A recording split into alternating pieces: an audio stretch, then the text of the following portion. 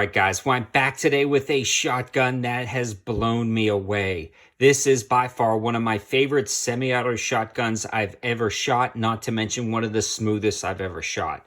I'm going to save a lot of that though for the performance section of this review, but this is actually the JTS semi-automatic mag-fed AK style shotgun. This thing is a beast, and it's got a lot of nice features that honestly I was kind of dismissive of when I first saw it. I've been seeing this shotgun float around on a number of sites, but I've never really had any interest to buy an AK style shotgun. But here recently I've been doing more shotgun reviews, and I've been pretty interested in starting to get into this platform after watching some other videos. In fact, I watched a couple of videos from Whisper Tactical on this particular shotgun. Go check out his channel. Tell him 704 Tactical sent you over, but in his videos, he talks about the reliability of his shotgun and really put the rounds through it to prove it out. And that really sealed the deal when I found this online at an auction website for a very good price. Now, if you want to buy one new and not spend an arm and a leg, I'd go check out Palmetto State Armory. Go over to my 704 Gear Facebook page or my 704 Tactical MeWe page, and I'll link directly to this one and the upgraded model with the M-Lock rail system over there. Unfortunately, I can't link here. These are also affiliate links, and at no cost to you, you can click that link. It still brings you to the same spot. You still pay the same price, but it helps out the channel if you choose to go over there. And that's pretty much on any PSA products. Now, they're going to be on sale over there for $4.99. So $500 is a very reasonable price for a semi-automatic shotgun, especially a semi-automatic shotgun in this AK style platform. Now again, this one is the JTS M12AK 12 gauge, and it says it's got the 18-inch barrel, but it's a little over 18 inches, I believe 18.7 inches to make it the legal length. Now on the end, it looks like it's got just this smooth barrel, but inside here is a choke system. Coming back down the barrel, you actually have an adjustable gas block, which is an amazing feature on this shotgun. If you follow the channel, you'll know I really like my shotguns to be able to run birdshot, but a lot of semi-autos have that problem if they run the buckshot and the slugs well, and there's no happy medium. Well, with this gun, there's not a happy medium, there's a happy 4 positions. You can turn the gas port to 0, which cuts off the gases completely. Then you can turn it to 1, which would be for slugs, things like that. Number 2, buckshot and high brass loads. And number 3, that's going to be for your birdshot and light loads. And that's what I primarily shot for the first shots video on this gun. Now the gas settings may be slightly counterintuitive. You want to put the 3 at the bottom to put it on the 3rd setting. I had the 3 at the top and it wasn't working quite right. So when I put the 3 at the bottom, it ran light loads fine.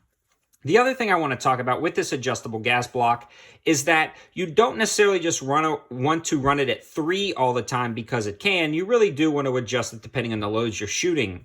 I noticed I was rattling off shots rather quickly, and you can actually speed up the cyclical action by turning down the gas as long as you can cycle it. When I was at 3 and running some more stout birdshot, I noticed the dwell time was a little bit longer.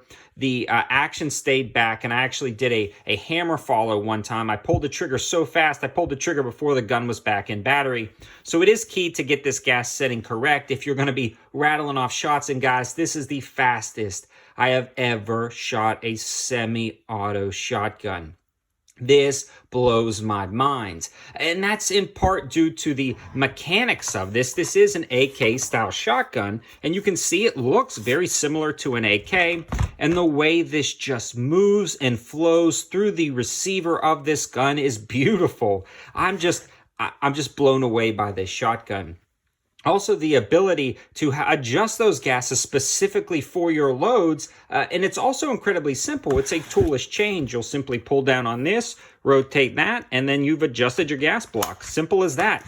I mean, it is just a nice operating setup. The other thing I noticed about this, it doesn't feel cheap. It doesn't feel kind of junky or novelty. This feels like a quality semi-auto shotgun. It's got a lot of weight to it, which probably also lends to the ability for it to just run rather smoothly. It also has the lightest recoil of any other semi-auto shotgun that I've ever tried. And I'm singing its praises because I love this thing. Again, I went into it thinking, well, it's more of a novelty, but I'll give it a shot. I came out of it. This is a viable defensive shotgun, a viable competitive option. I mean, it can pretty much do anything you need it to do.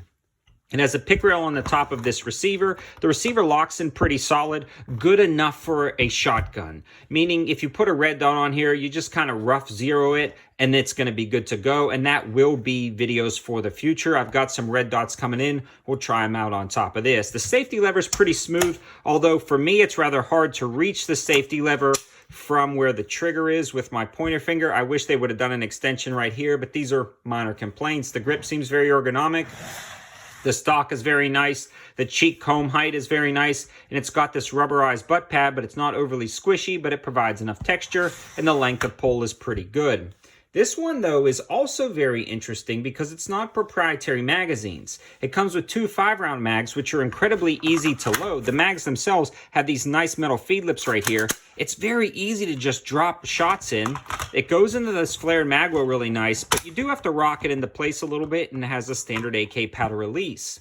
And again, these aren't proprietary magazines, so you can use the Saga and SMG tactical magazines, and I will be buying some of those. And I'm actually going to try to reach out directly to JTS Tactical and see about getting the M-Lock version of this and maybe adding some different style things up front on the M-Lock rails. Again, I bought this one with my own money. It's hard to keep trying all the versions and spending this money. So if I can't get one as a T&E from those guys, I'm just going to continue to run this one and put a ton of rounds through it to continue to update you guys about its performance. Again, it was very reliable. It fed great. I did have that one hammer follow, but I think it was because I pulled the trigger before this got back into the battery. I think I outran the gun, which I never thought I could do with a semi-auto shotgun. And that, again, because the gas setting was on 3 with the high power loads, it shoved it all the way back. I think it held it there a little bit too long. While it was coming back in, I had already pulled the trigger. And again, that just blows my mind. You can rattle off the shots, no problem with this. So guys, I think I've covered pretty much everything I want to talk about for this initial overview. Again, I want to reiterate some main points. It feels solid. It's reliable with a wide variety of ammunition. It is incredibly smooth to shoot. There's almost no recoil when it comes to a 12-gauge shotgun. It really mitigates that well. It just seems to function well. The ergonomics are good. And then that price point of $4.99 blows me away, as well as the ability to swap out magazines that are compatible with other guns. This is awesome. I also want to reiterate, guys, it does help out the channel greatly, especially with the ammo prices the way they are. If you decide to buy this, you can head over to one of my pages and start by clicking that link. It really does help me out, get more T&E stuff, actually just acquire ammo for the channel. It's going to be a huge help. Thanks for watching, guys. Have a good one.